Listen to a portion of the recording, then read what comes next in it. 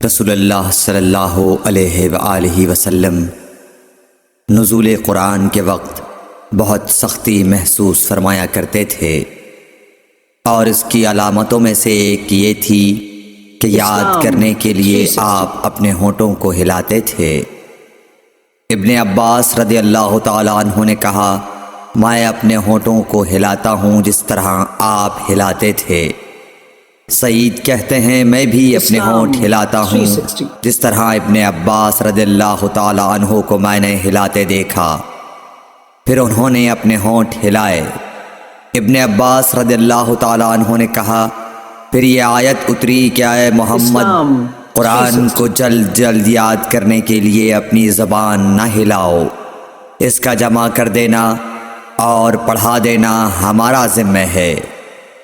حضرت ابن عباس رضی اللہ تعالی عنہ کہتے ہیں، یعنی قرآن آپ صلی اللہ علیہ وآلہ وسلم کے دل میں جمع دینا اور پڑھا دینا ہمارے ذمہ ہے۔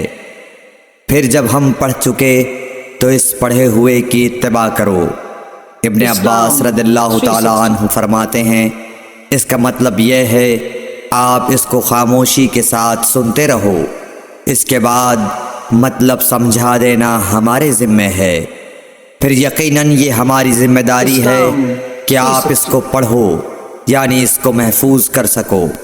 چنانچہ اس کے بعد جب آپ کے پاس حضرت جبرائیل علیہ السلام وحی لے کر آتے تو آپ توجہ سے سنتے، جب وہ چلے جاتے تو رسول اللہ صلی اللہ علیہ وسلم اس وحی کو اس طرح پڑھتے جس طرح حضرت جبرائیل علیہ السلام نے اسے پڑھا تھا۔ صحیح بخاری حدیث نمبر 5۔ قرآن و حدیث کی سب سے بڑی موبائل ایپ اسلام 360